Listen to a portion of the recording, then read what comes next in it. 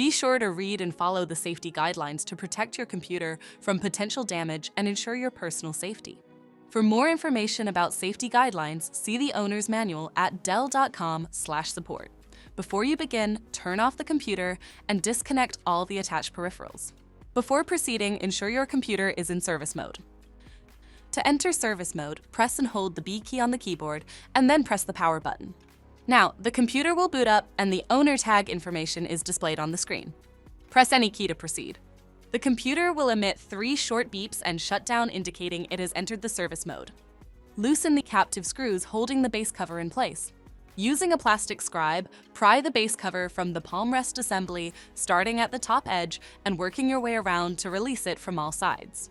Now, lift the base cover from the palm rest assembly. To remove the battery, identify the battery cable. Disconnect the battery cable from the system board. Loosen the 5 screws securing the battery. Lift the battery out of the system. Flip it over.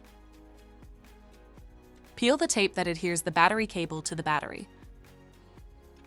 Remove the battery cable from the routing guides. Disconnect the battery cable from the connector on the battery. Remove the battery cable away from the battery. To reinstall the battery, connect the battery cable to the connector on the battery.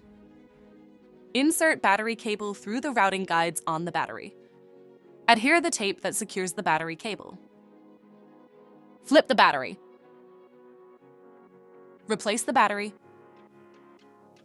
Tighten the 5 screws to secure the battery. Connect the battery cable to the system board. Next, align the base cover with the palm rest assembly and gently place it into position. Tighten all required screws to secure the base cover in place. To exit service mode, connect the AC adapter and press the power button. Please note, the system will only power on and exit service mode if the adapter is connected.